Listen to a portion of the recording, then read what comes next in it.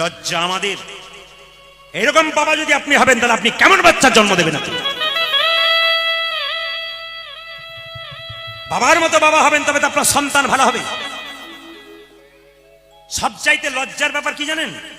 খুব দুঃখ হয় কিছু কিছু জিনিস দেখলে। আমি কিন্তু সমাজকে ধরে ধরে বলি কেন জানেন? আমি সমাজের জিনিস দেখি। অনেকে বলে আপনি চুপচাপ থাকেন সব দেখেন, বলে হ্যাঁ আমি চুপচাপ থাকি সব দেখি। কি দেখি? অপরাধ নেবেন না, এক জায়গায় কীর্তন করতে গেছি, দুর্গা পুজো চলছে। তো শিক্ষিত ছেলে নাম রেখেছে পটল। সে নেশা করে, মানে কোনোদিন নেশা করে না, খালি দুর্গা পুজোর সময় নেশা করে। তো দুর্গা পুজোর সময় নেশা করে রাস্তায় পড়ে আছে। তার পাশের বাড়ি মেয়েটা বলছে, পটলের মা তুমি পটলকে এত দূর পড়ালে কোনো লাভ হলো না গো। বলে কেন? পটল রাস্তায় পড়ে আছে। বলে কে কি করে পড়ে আছে? দেখো গিয়ে পটলের মুখটা কুকুরে সুম ছাড় পালিয়ে যাচ্ছে। তখন পটলের মা বলছে, দুর্গা পুজোতে 2-4 দিন খাবে না। মানে মাগুলো কেমন টাইপে বুঝুন। বলছে দুর্গা পুজোতে 2 দিন খাবে না।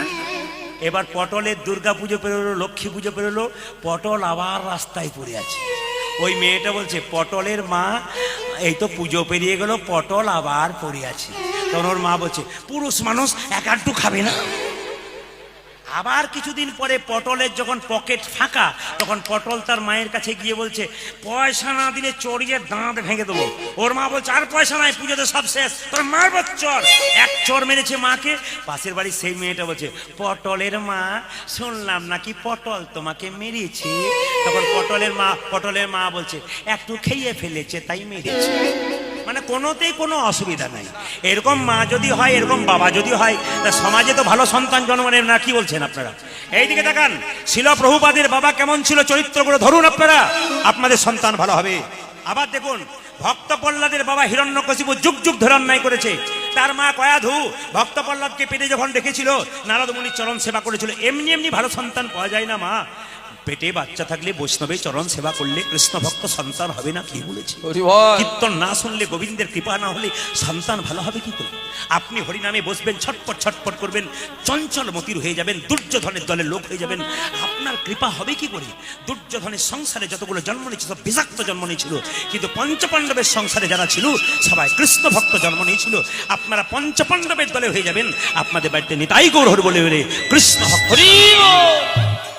আবার দেখবেন, অপরাধ নেবেন না দাদা ভাইরা, আপনারা তো ভালো প্যান্ট জামা পরে এসছেন।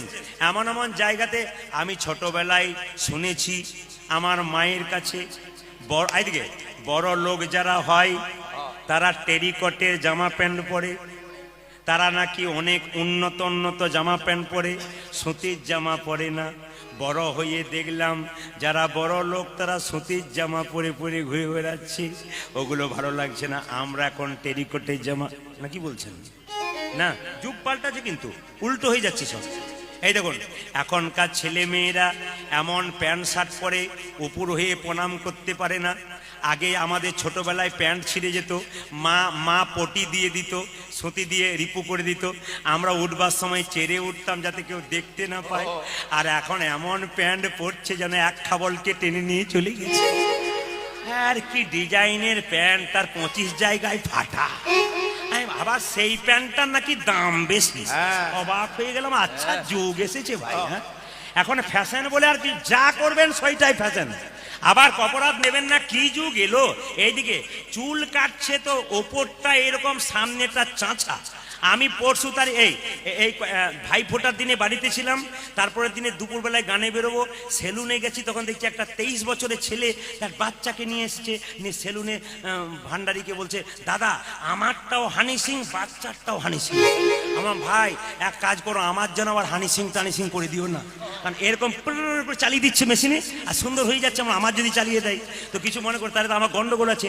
হানি সিংকে দেখা পেলে বলতাম, ভাই তুমি যে চান্স, মানে তুমি যে ডিজাইনটা করেছো, আমাদের হিন্দু ছেলেগুলো সব ওইরকম ডিজাইন করছে, তুমি এবার পাল্টে দাও, তোমার মতো করবে। কিরকম? গোটা মাথাটা চেঁচে শিখি রেখে দাও, হিন্দু ছেলেগুলো সব মহাপ্রভুর দলে চলে যাবে। হানি সিংকে দেখতে পেলে বলতাম, হিন্দুদের সবচাইতে লজ্জার ব্যাপার, অন্যান্য সমাজের মানুষরা তাদের যখন ধর্মীয় সভা হয় তাকিয়ে দেখে নেবেন, ধীর স্থির ভাবে বসে থাকে এবং ভগবান উপরওয়ালার নাম শুনতে থাকে। সবচাইতে লজ্জার ব্যাপার আমাদের হিন্দুদের, আপনি হরিনাম শুনতে যাবেন, আপনি তিলক মালা নেবেন, আপনার পেছনে হাজার হাজার লোক লেগে যাবে। এই জন্যে আমাদের হিন্দু সমাজ নষ্ট হচ্ছে। এই সমস্ত লোকগুলোর দিকে তাকাবেন না। যার মুখে কৃষ্ণ নাম নাই তার মুখ দিকে তাকাবেন না। যে হরি কথা বলে না তার মুখ দিকে তাকাবেন না। তবে জোরে হরি বল বলবেন যদি আপনার জন্য তার কিছু হয়। যারা দাঁড়িয়ে আছে হাততালি দিচ্ছে না, এক আধজন, সবাই নয়। যাকে দেখেছি আমি সে কিন্তু বুঝতে পেরে গেছে প্রদীপ বাবু আমাকেই নিশানা করেছে। এ কিন্তু পরিষ্কার বুঝছে, কারণ আমার চোখ যখন ঘুরে দিয়েছে না, আমি বুঝতে গেলে যে কোন পার্টিগুলো কেমন আর কোন পার্টিগুলো কেমন। তো লক্ষ্য করবেন, কিছু মনে করবেন না। আমি একটু বলে রাখি, বাবা যদি ভালো হয় সন্তান তবে ভালো হয়, মা যদি ভালো হয় সন্তান তবে ভালো হয়। প্রমাণ দেখে নিন, বাবা ভালো হবে তবে সন্তান ভালো হবে। মায়াপুর ইস্কন মন্দিরে যারা গেছেন, শিল প্রভুপাদের মূর্তি সবাই দেখেছেন কিনা? দেখেছেন। এই শিল প্রভুপাদের চরিত্র যদি পড়েন চমকে যাবেন। তার বাবা কলকাতায় বাস করত, সরকারি চাকরি করত, 10টার সময় অফিস যেত, 9টা পর্যন্ত দরজায় বসে থাকতো।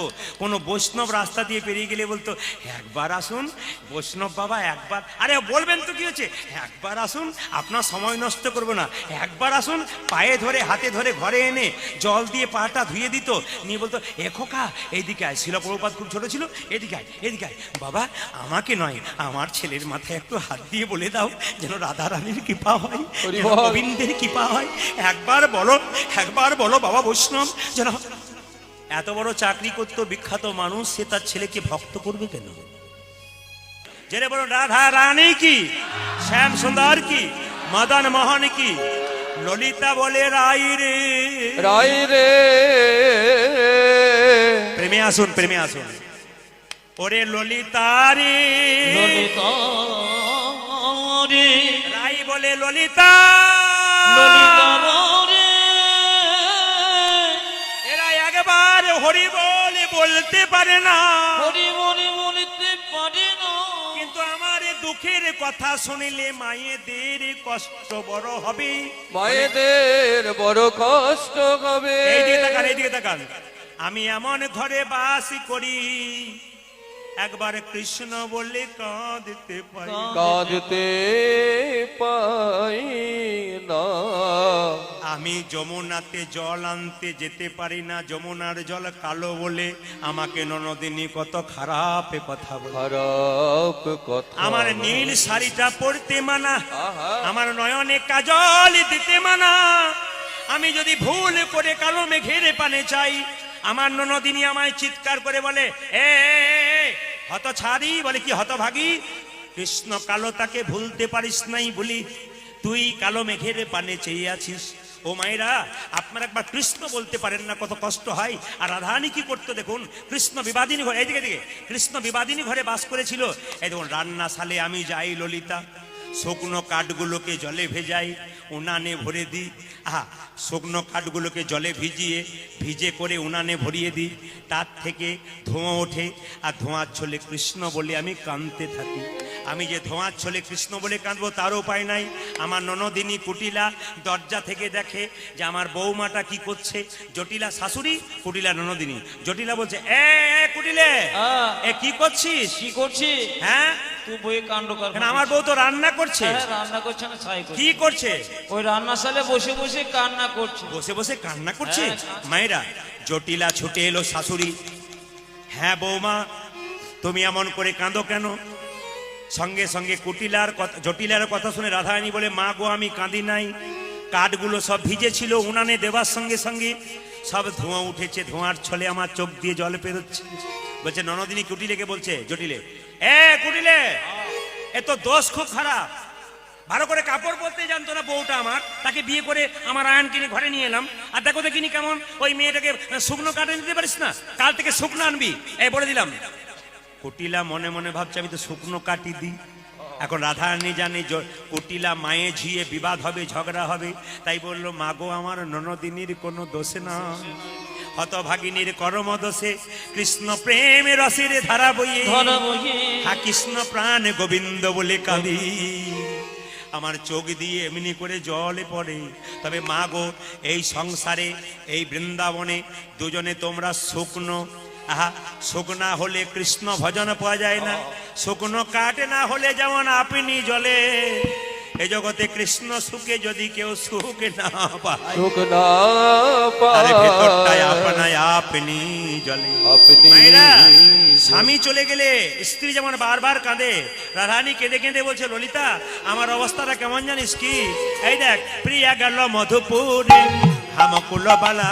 আজ প্রিয়া গেল মধুকিবা, প্রিয়া গেল মধুপুরে, প্রিয়া গেল মধুপুরে আমকুল বালা। এই যে আমার বধূ যখন থেকে বৃন্দাবন ছেড়ে চলে গেল, আমার অবস্থা কেমন? মায়েরা, স্বামী যদি চলে যায়, মেয়েদেরকে দেখবেন আপনারা, একটা কম বয়সের মেয়ে স্বামী যদি মরে যায়, একটা 50 বছরের মা স্মৃতিতে সিঁদুর শাঁখা নিয়েছে, তাকে দেখতে উজ্জ্বল লাগবে। কিন্তু 26 বছর মেয়ের যদি স্মৃতিতে সিঁদুর নষ্ট হয়ে যায়, স্বামী চলে যায়, তার মুখটা বিকৃত হয়ে যায়, যতই সাজুক আর সাজ ভালো লাগে না। মেয়েকে যেমন বিয়ের পরে শাঁখা সিঁদুর দিয়ে সুন্দর করে লাগে, কিন্তু বিধবা হয়ে গেলে তাই লাগে না। রাধারানী বলছে, আমার বৃন্দাবনে কৃষ্ণ যতদিন ছিল, তার গলাতে যেমন মালা ছিল, আমি মালার মতো ছিলাম। যেমন আমি কীর্তন করছি, আমাকে মালাটা দিয়েছে, আমার কীর্তন শেষ হবে, মালা খুলে আমি বাড়ি চলে যাব। রাধারানী বলছে, আমার বধূর কলায় যেমন মালা আছে, বৃন্দাবনে আমি মালার মতো ছিলাম। প্রিয়া গেল মধুপুরে হামকুল বালা। প্রিয়া গেল মধুপুরে, প্রিয়া গেল মধুপুরে, প্রিয়া গেল মধুপুরে, প্রিয়া গেল মধুপুরে, প্রিয়া গেল প্রিয়া গেল মধুপুরে আমকুল বালা। প্রিয়া গেল মধুপুরে হামকুল বালা। শনি শনি শনি তো মাগা মাগা রে গরে সা। প্রিয়া গেল মধুপুরে আমকুল বালা। বিপথে পরল জেইছে মালতীর মালা। আজ বিপদে পড়ল যাইছে মালতীর মালা। বিপথে পরল জেইছে মালতীর মালা। পদে পনর চলছে মালতীর মালা। ললিতা, আমার দশা তেমনি হলো, ওই আমার দশা তেমনি হলো, আমার দশা তেমনি হলো। আমার দশা তেমনি যে মালতীর মালার মতো আমার দশা তেমনি হলো। মালতীর মালার মতো আমার দশা তেমনি হলো। মালতীর মালার মতো আমার দশা তেমনি হলো। মালতীর মালার মতো আমার দশা তেমনি হলো। বিপদে পড়ল যাইছে মালতীর মালা। পদে পনর চলছে মালতীর ও মাইরা, মালা। স্বামী চলে গেলে মেয়েদের দুটো জিনিস চলে যায়, বলবো না, বাদ দিয়ে দেবো। একটা চোখের ঘুম, একটা মুখের হাসি, এত বড় দায়িত্ব দিয়ে চলে গেল। রাধারানী বলছে, আমার বধূ যেদিন থেকে চলে গেল, আমার অবস্থা নয়নক নিতে গেল ভয়ানক ওরে নয়নক নিতে গেও ভয়ানক নয়নক নিতে গেল ভয়ানক আজ নয়নক নিতে গেল ভয়ানক হ্যাঁ হ্যাঁ। সুখ গেল প্রিয়া সঙ্গে দুঃখ হাম পাস। সুখে গেল প্রিয়া সঙ্গে দুঃখ হাম পাস। সুখ গেল প্রিয়া সঙ্গে দুঃখ হাম পাস। দুঃখ গেল প্রিয়ার সঙ্গে দুঃখ এ ললিতা, আমার নাই নয়নের নিদ নাই রে, নাই নয়নে নিদ নাই নয়নের নিদ নাই, নাই নয়নে নিদ নাই নাই বদনে হাসি নাই রে, নাই নয়নের নিদ নাই। সখী নাই বদনে হাসে নাই রে, নাই নয়নে নিদ নাই রে। সুখে গেল প্রিয়া সঙ্গে দুঃখ হাম আজ পাস। দুঃখ গেল প্রিয়ার সঙ্গে দুঃখ জোরে বলুন, রাধা রানী কি, শ্যাম সুন্দর কি, মদন মোহন কি, হরিবাসর কি, সাধুগুরু বৈষ্ণব কি। হাত তুলে একসঙ্গে, হাত তুলে একসঙ্গে। কৃষ্ণ কেশব কৃষ্ণ মাধব সুধা মাখা, এই নাম হরি নাম মধু মাখা, এই নাম নাম নাম। হাততালি। আজ কৃষ্ণ কেশব কৃষ্ণ মাধব সাধন ভজে রাম ভজে রাম মধুমগ এ নাম। এই নাম জপ হলো আপনারি, এই হরি নাম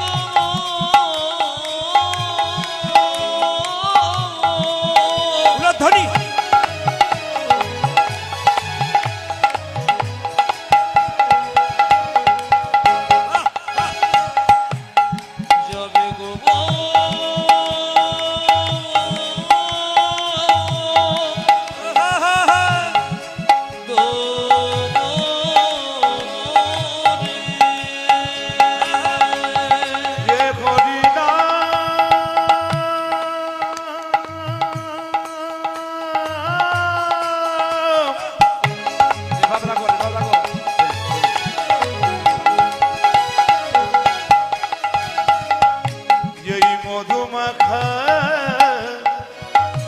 কৃষ্ণ না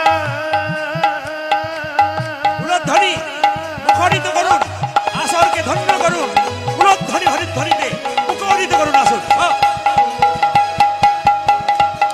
এই নামে যাবা করে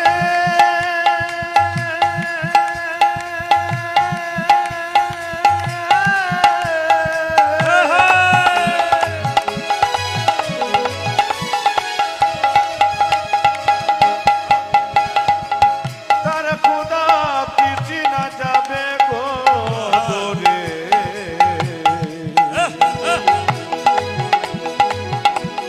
এই মধুমাখানা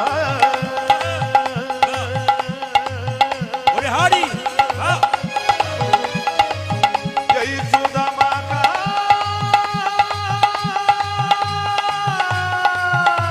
হরি না হরি হরি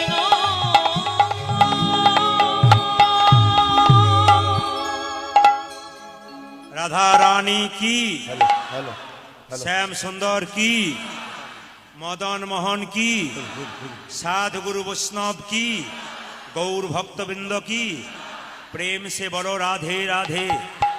একবার জোরে বলো রাধে রাধে, আর একবার জোরে বলো রাধে রাধে। এই মাসটি কি মাস বললাম? আচ্ছা, দামোদর মাস।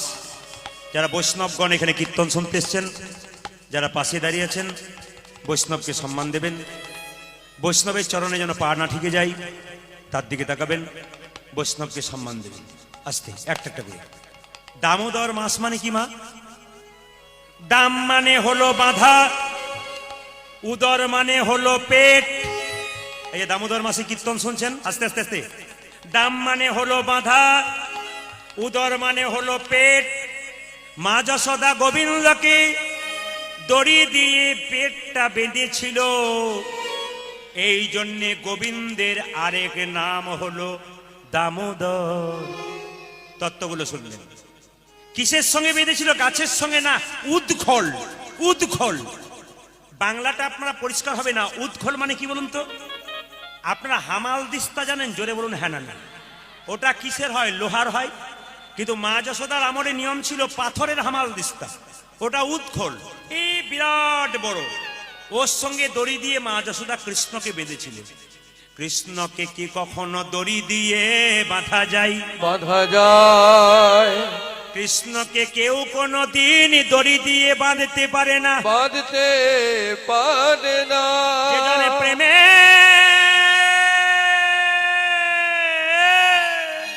যে জন প্রেমে,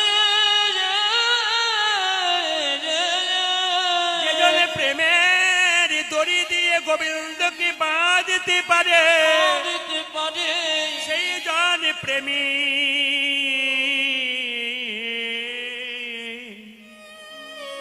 সেই জনে প্রেমিক ভগবানকে পায়। ভগবানকে পায়। বাবা